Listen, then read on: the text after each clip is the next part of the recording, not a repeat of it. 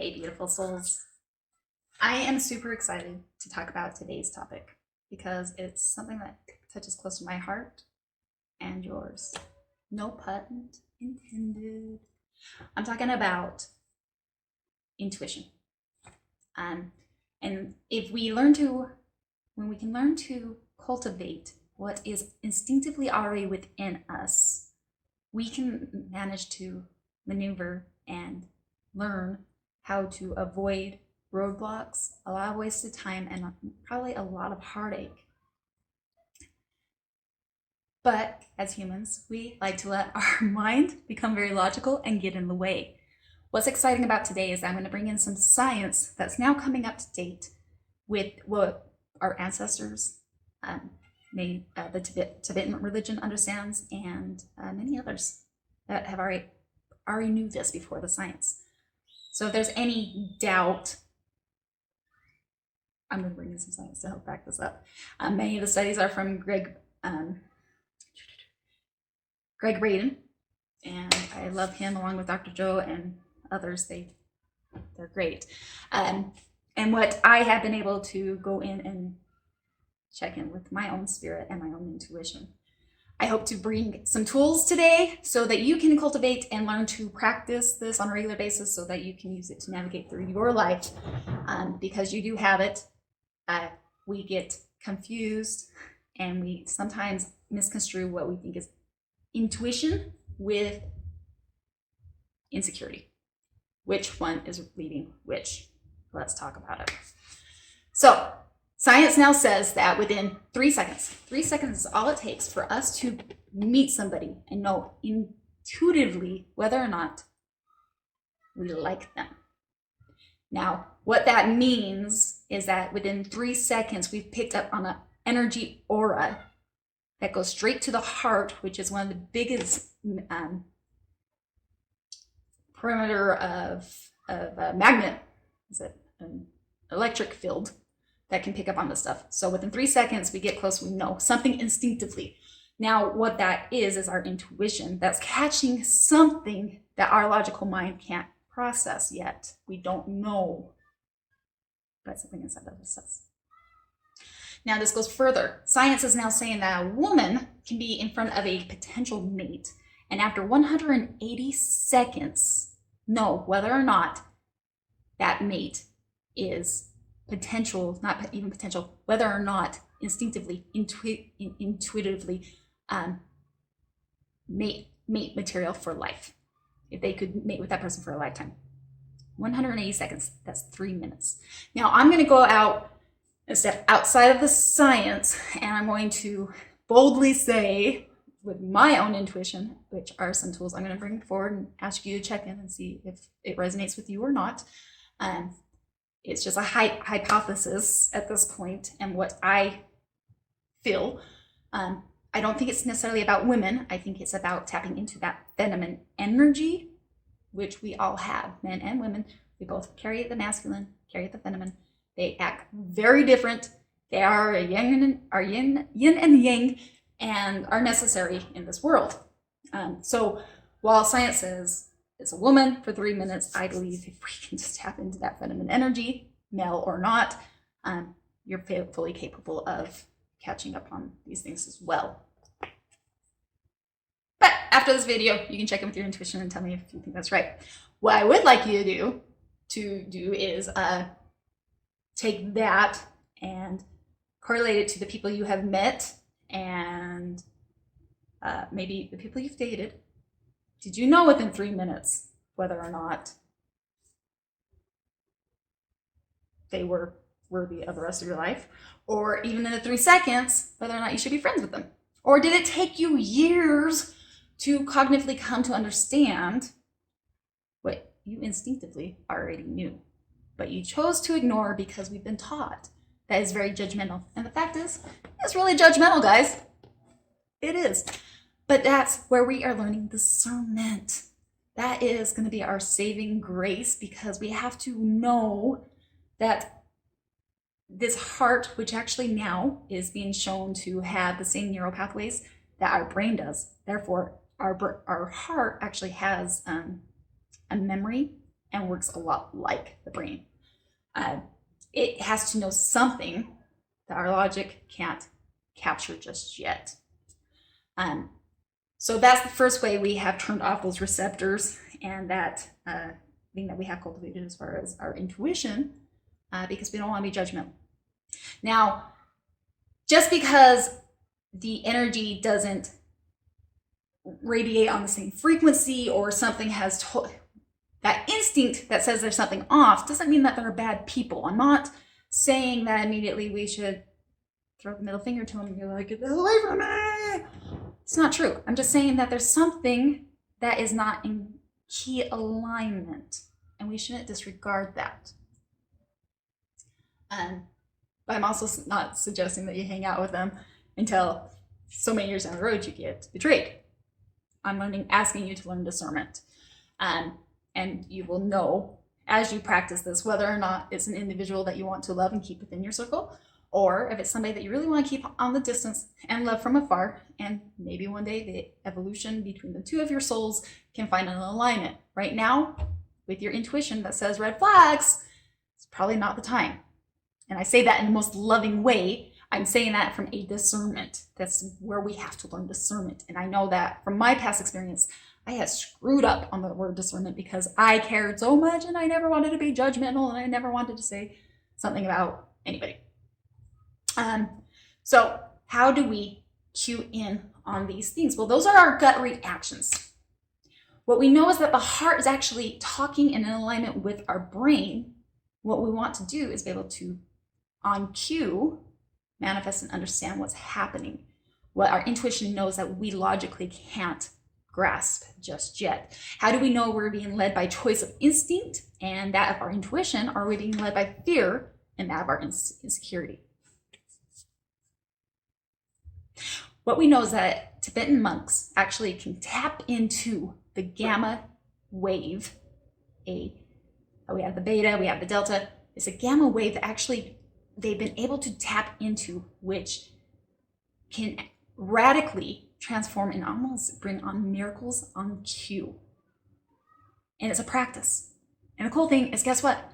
Those monks are humans. And you're a human too, which means that you can do it. It's just a matter of practice.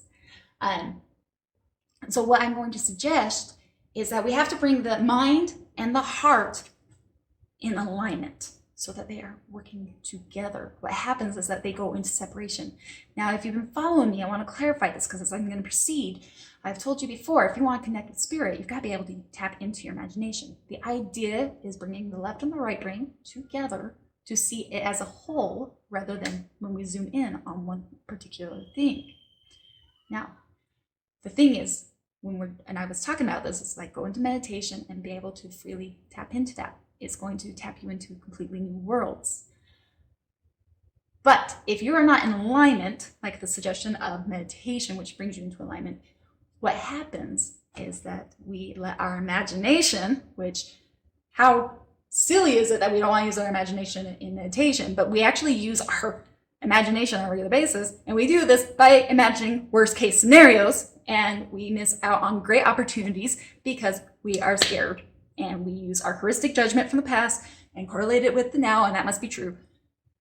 And we let our logic, imagination get out of control. We want to bring that back. We want to bring it back into alignment so that it works in our favor to that of our heart, which can see and instinctively understand a wider perspective than our mind can. Our heart actually holds that, and I don't know if I just said that, so I'm going to go over it one more time.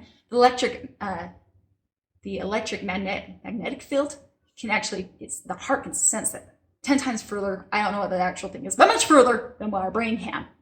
So we really want to bring those into alignment. Great way of doing that is through meditation. So these Tibetan monks can do that through bringing their brain waves to gamma. And one of the best tools, which I want to teach you right now, thank you to Greg Braden. I tried it. Whatever I deliver to you guys, it's either I intuitively know spirit gives me, and these are things that I've done. So it's been really fun. So when you're in a situation and you want to know whether it's instinct or insecurity, and you don't have very much time, you need to bring it into center. If you can't rely on, if that gut instinct's gone and you don't know, they say place your hand on your heart and slow your breath. So now you've brought attention to your heart, which is a core of the mind. It has its own memory. It has its own sense of logic, if you will. And slow your breathing. And by slowing your breathing, you're telling your body there's nothing to fear. Those hormones, the cortisol, the endorphins, the different chemicals don't need to be released right now. We're safe. And at that point, we can come into alignment, and the heart will speak to you very briefly, very short, very instinctively, and will show you the answers, and you'll hear it and you'll feel it in very rapid, short forms. Now, if you do that, and all of a sudden you're going down a spiral of a story, it's very more than likely that you are literally in your insecurities and your brain's taken over. You are not in alignment. There is a separation and your mind is taking over. So the idea is that we want to bring that together, and the heart will speak to you. And I know this, it's like before you even finish a question, you'll get an answer. They're very short, whether it's like brief yes or no, short phrases. This is kind of how I get my downloads, guys. It's amazing. That's one way. Now, so we're talking about gut instincts, we're talking about tapping in. And then what I really want to talk about is learning to integrate this into a practice so that that muscle becomes very strong. They have suggested using 0.1 hertz to help transmute and bring that all together. Well, I've been practicing that the last week because I've never done that before. So you go on YouTube, you can find a 0.1 hertz tape and go into meditation with that. And I will tell you what my experience was. It was really quite amazing because I was actually going in and focusing on bringing those things into alignment. And the deeper I went, something miraculous for myself happened. It went from the crown to the heart chakra, but then it dropped down to my sacral. And at first I wasn't even cognitively aware. I was very open and receptive to what was happening, but it was like I could literally feel the energy and all the chakras just beginning to, and I'm not talking about light up, it was a very energetic drop. And it's a very safe feeling. It was amazing. So in your meditations or when you begin to practice, because the idea is that when we can come into those full alignments and we don't even need the immediate answer, but we want to know what's best for us going forth, is to be in that alignment on a continuous regular basis. And also when we come into full alignment and there's not a mind disconnect, we can tap into that imagination, which will give us insights. It will give us the knowledge and the know-how from a wider perspective of where we need to head. And all of a sudden, miraculous things happen. Synchronicities begin to happen. Events and individuals that we need in our life path show up. It's because you're beginning to have faith in that which you are, which is a very intellectual being, very blessed in knowing your surroundings and knowing things without knowing, and having trust in your ability of doing that, because you do have that.